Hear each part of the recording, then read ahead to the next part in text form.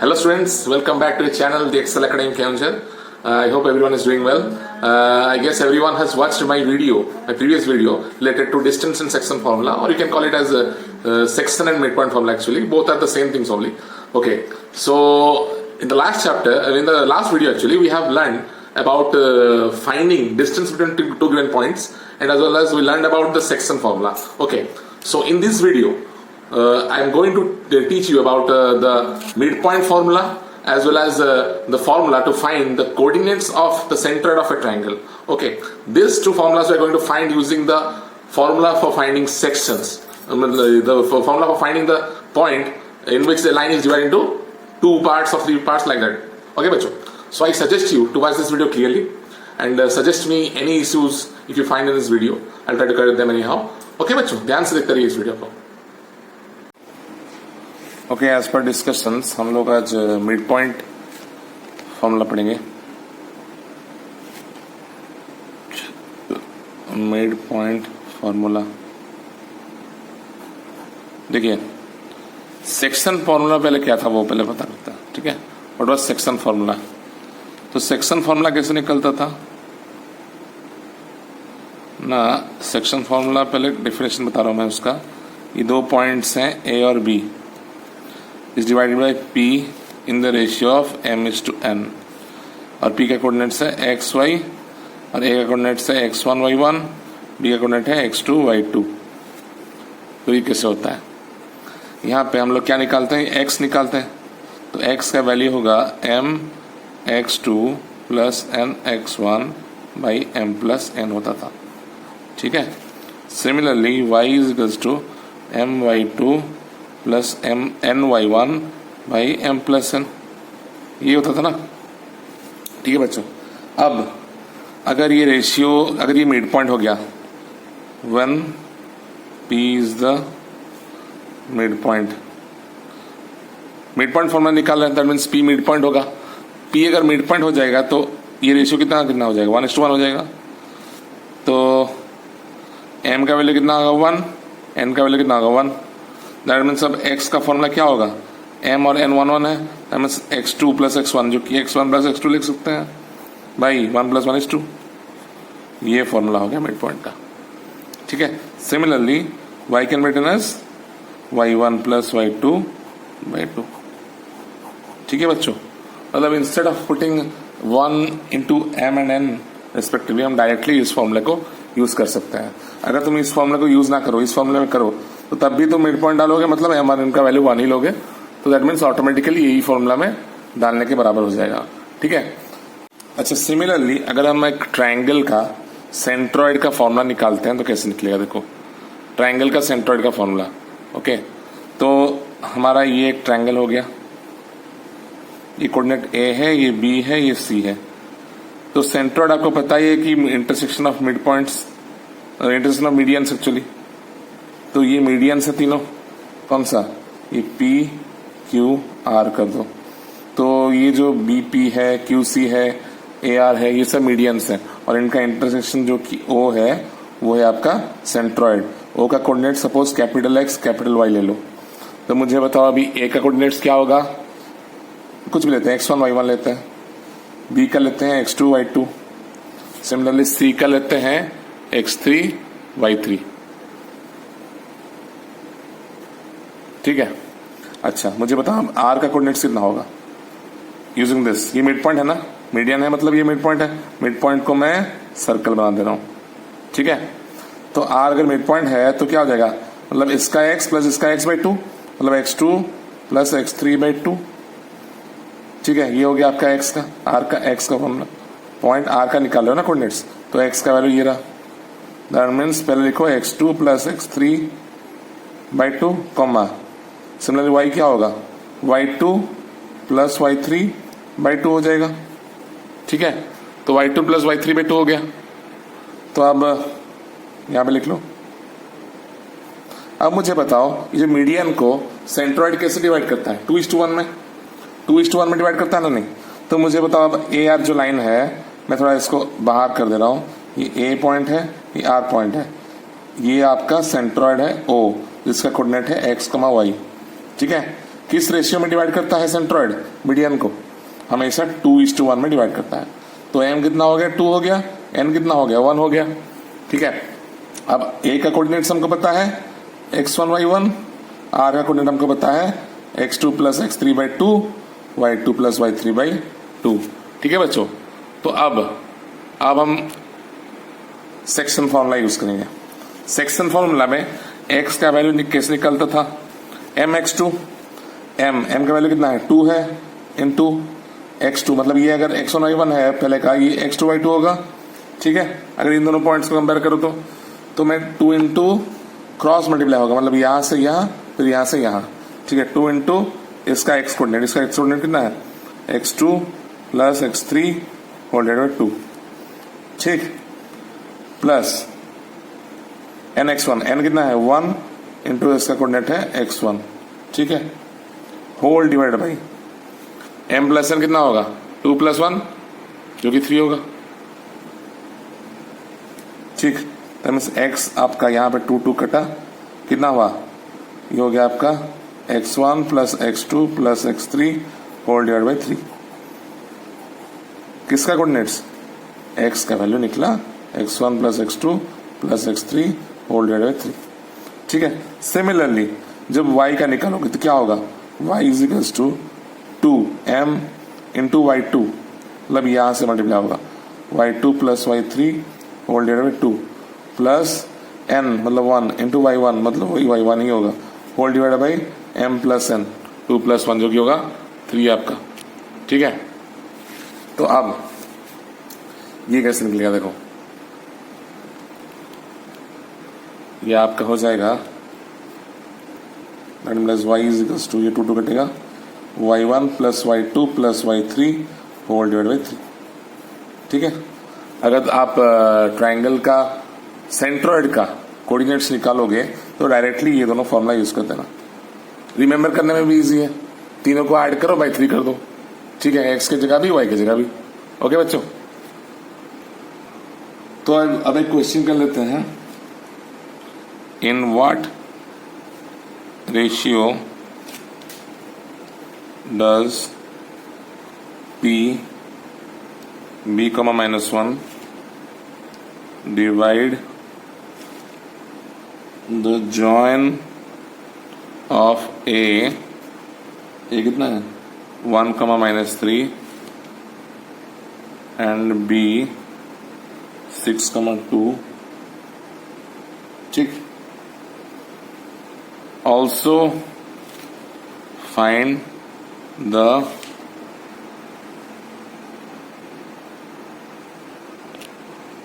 value of b। ठीक है, थोड़ा इमेजिन करो कैसे लाइन होगा।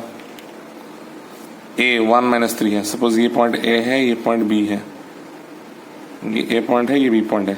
एक्सिस में प्लॉट नहीं कर रहा हूं, बस ऐसे ही हॉरिजॉन्टल लाइन एक बना रहा हूं। ठीक है, ये पॉइंट a 1 माइनस 3 है, ये b पॉइंट 6 2 है। ठीक है, ये जो पॉइंट p है ये 6 कमा माइनस 1 है ना? 6 नहीं है, सॉरी, ये b है, 6 जैसा दिख रहा है एक्चुअली। ठीक, तो ये b कमा माइनस 1 है। ओके, हमको रेशियो पता नहीं है, जिसमें पता नहीं होता वहां पे क्या करेंगे ना, k:1 ही लेते हैं हमेशा। क्या होता है इसमें ना, k:1 अगर लोगे तो आप बोलोगे कि हमेशा राइट हैंड वाला, मतलब जो कॉन्सिक्वेंट है, ठीक है, कॉन्सिक्वेंट वाला चीज है, मतलब सेकंड में जो आता है, मतलब आपका डिनोमिनेटर में जो आता है, कॉन्सिक्वेंट जो है वो 1 कैसे हो सकता है? एक्चुअल में नहीं होगा, क्योंकि आप अगर k:1 करोगे, अगर k का वैल्यू 2/3 हो गया लास्ट में, तो वो k:1 हो जाएगा 2/3:1, जो कि 2:3 हो जाएगा। That means consequent is automatically change to 3। ठीक है, तो आप k:1 लेके कर सकते हो। तो ये k:1 में अगर डिवाइड है, लेट कैसे लिखोगे? Let the ratio of division be k:1, k:1 में डिवाइड करा है। दैट मीन्स आपका m क्या हो गया? k हो गया, n कितना हो गया? 1 हो गया। ठीक, अब मुझे बताओ, मैं p का x वाला कोऑर्डिनेट लेके करूंगा, मतलब एब्सिस लेके करूंगा, या फिर ऑर्डिनेट लेके करूंगा? डेफिनेटली ऑर्डिनेट लेके करना पड़ेगा, क्योंकि जो एब्सिसा है वो अननोन है, के भी एक अननोन है, तो दो अननोन वैल्यू का मतलब आंसर डायरेक्ट निकाल नहीं सकते unless it is a linear equation of two variables. ठीक है, तो हम y का लेके कर सकते हैं। तो y कोऑर्डिनेट मतलब फॉर्मूला क्या है, y is equals to my2 plus my1 by m plus n। यहाँ पे मिड पॉइंट नहीं दिया है इसलिए हम डायरेक्टली मिड पॉइंट फॉर्मूला नहीं यूज कर सकते, यहाँ पे सेक्शन फॉर्मूला यूज होगा। ठीक है, ये हो गया section formula. That implies y का वैल्यू कितना है, -1 है, इसको टू m कितना लिए हैं, k लिए हैं, इंटू ये अगर m है तो यहाँ पे x2 होगा, k इंटू 6 प्लस n है कि 1 इंटू y1 होगा -3 होगा ना, नहीं ठीक, by m plus n, m कितना है, k है, ये +1 है, तो ये अगर इधर जाएगा तो क्या हो जाएगा, -k - 1 is equal to 6k - 3। ठीक, तो k को इस साइड ले लो, 3 को उस साइड ले लो, तो ये हो गया आपका -1 plus 3 is equal to 6k plus k, that implies 7k is equal to 2, that implies k is equal to 2/7। So the ratio is 2/7:1 और 2:7। ठीक है, आप लोग का रेशियो निकल गया।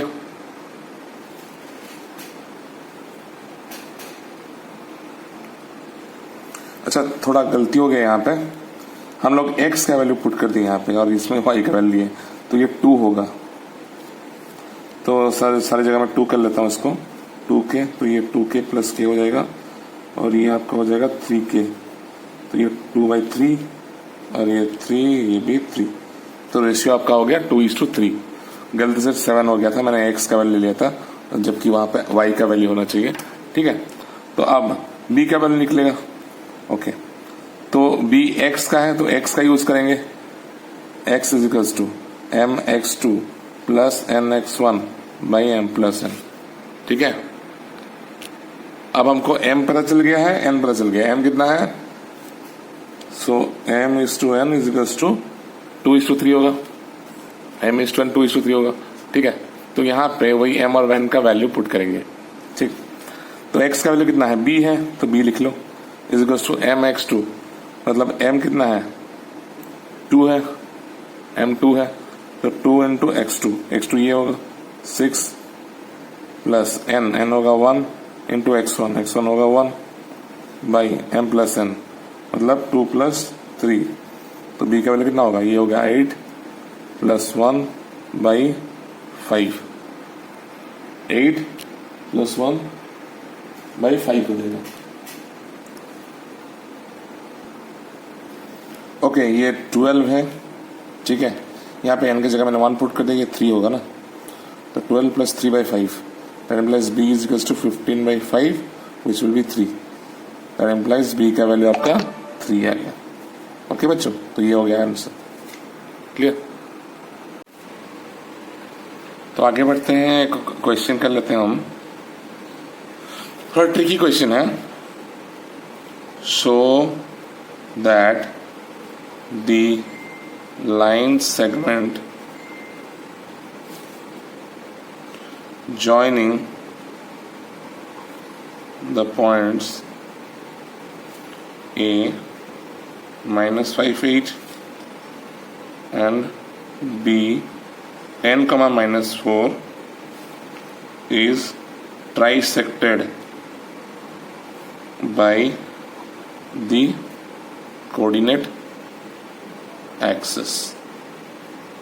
ठीक है, कोऑर्डिनेट एक्सिस जो है एक्स एक्सिस और वाई एक्सिस, वो एक लाइन सेगमेंट ए बी को ट्राइसेक्ट कर रहे हैं। ट्राइसेक्शन मतलब एक लाइन को 3 इक्वल पार्ट्स में डिवाइड करना, मतलब तीनों का रेशियो 1:1:1 होगा।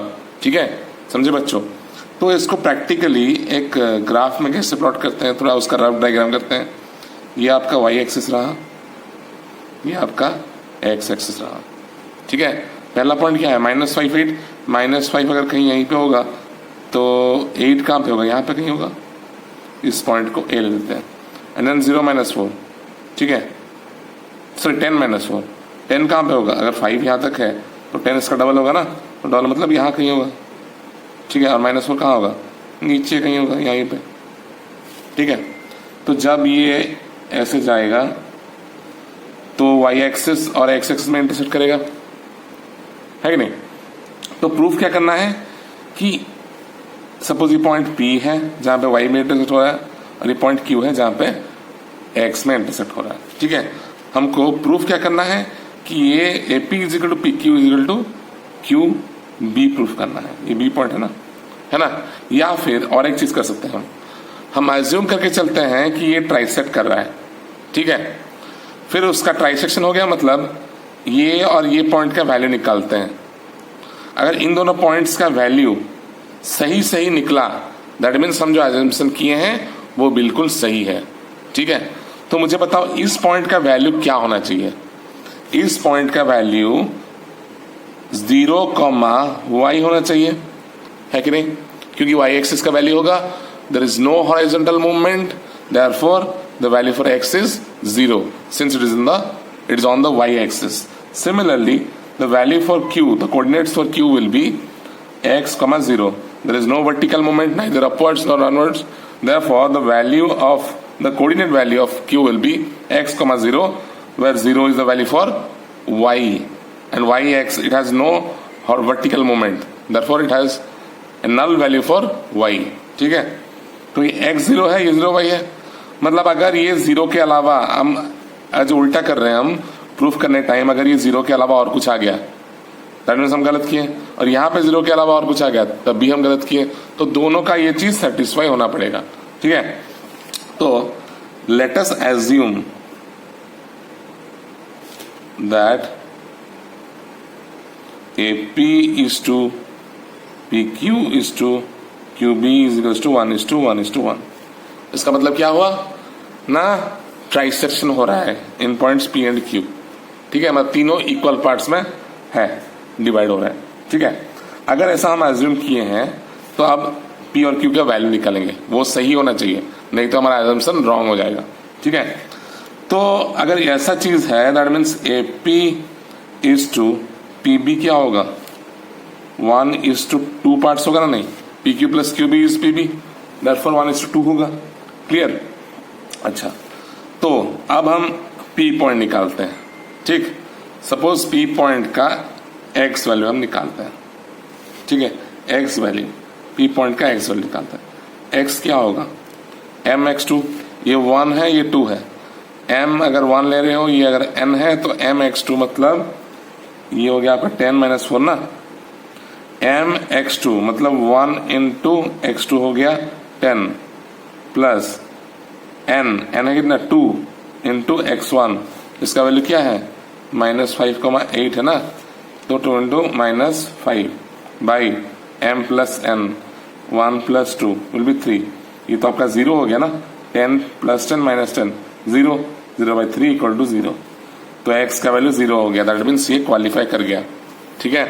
x का वैल्यू 0 आ गया, तो y का वैल्यू क्या होगा, y का वैल्यू होगा my2 मतलब 1 into -4 plus n 2 into y1 मतलब 8 है बाई 1 + 2 विच विल बी, ये हो गया -4 + 16 हो गया आपका 12/3 विच इज 4, ठीक है, विच इज 4 ही आ रहा है, ओके। दैट मीन्स P का कोऑर्डिनेट्स क्या होगा ना, 0,4, ठीक है। assumption satisfied, ठीक, आधा सेटिस्फाई हुआ है। अब दूसरा पार्ट करेंगे, ठीक। तो दूसरा पार्ट करेंगे मतलब Q पॉइंट निकालेंगे। Q पॉइंट निकालने से पहले m/n लोगे, मतलब तुम क्या लोगे ना, PQ is to QB क्या होगा, PQ कितना पार्ट्स होगा, सॉरी PQ नहीं है, एक Q होगा, एक Q is to QB, मतलब यहां से लेके यहाँ एक पार्ट है, ये दूसरा पार्ट है, 2:1 होगा ना, नहीं, एग्री करो सब लोग, 2:1 ही होगा। अगर ये 2:1 है दैट मीन्स m ये है, n ये है, ठीक। अब Q पॉइंट का वैल्यू निकालेंगे, इसमें y वैल्यू 0 होना चाहिए, नहीं तो हमारा एजम्पशन और इक्वेशन पूरा रॉन्ग प्रूव हो जाएगा, ठीक है। तो Q का वैल्यू कैसे निकालोगे ना, x का वैल्यू निकालोगे mx2, m कितना है 2 है, इंटू x2 कितना है 10 है, प्लस n कितना है, n है 1 इंटू x1 मतलब -5 by 2 plus 1 which is 20 minus 5 is 15 by 3 which is 5। ठीक है, अब y का वैल्यू कैसे निकलेगा, यहाँ पे 0 आना चाहिए, मैंने पहले भी बताया था। ठीक है, m इंटू y2 कितना है -4 प्लस n है 1 इंटू y1 है 8 by 2 plus 1 which is 0 by 3 is equal to 0। Therefore q का कोऑर्डिनेट क्या होगा ना 5,0। ठीक है, since p and q are in a line in y and x axis respectively, and we have also correctly assumed as a p is to pq is to qb is equal to 1:1:1. Therefore, the line segment joining the points A -5, 8 and B 10, -4 is trisected by the coordinate axis, मतलब उल्टा किए just. ठीक है, हम लोग assume करके चले कि ट्राइसेक्शन हो रहा है, अगर हमारा एक्सिस में लाई कर रहा है दैट मीन्स एक्सिस वाला ही ट्राइसेक्शन कर रहा है कि नहीं, तो उसी तरह हम ये वाला प्रूफ कर दिए। ठीक है बच्चों, तो बहुत कुछ इंपोर्टेंट क्वेश्चंस हम लोग कर लिए हैं ऑलरेडी। ये चैप्टर बहुत इजी है आपका, नेचुरली मतलब ये generally section and mid point formula का है। ठीक है, मैंने पहले आपका मतलब जब पहला वाला वीडियो रिलीज किया तो वहां पे मैंने डिस्टेंस एंड सेक्शन फार्मूला लिख लिया था, जो कि आपके कोर्स में डिस्टेंस फार्मूला तो इस चैप्टर में है नहीं, वो कोऑर्डिनेट ज्योमेट्री में है या फिर रिफ्लेक्शन में है, शायद रिफ्लेक्शन में है। तो आई होप कि ये आपको समझ में आ गया होगा, और इसको फिर से अगर नहीं समझ में आया तो फिर से थोड़ा अच्छे से देखिए। ठीक है, और सजेस्ट करिए कि कौन सा क्वेश्चन आपको सॉल्व करके मैं दूं, तो I will definitely try to solve it, and doubts if any must be cleared soon. Okay बच्चों, so for today I am signing off. Thank you.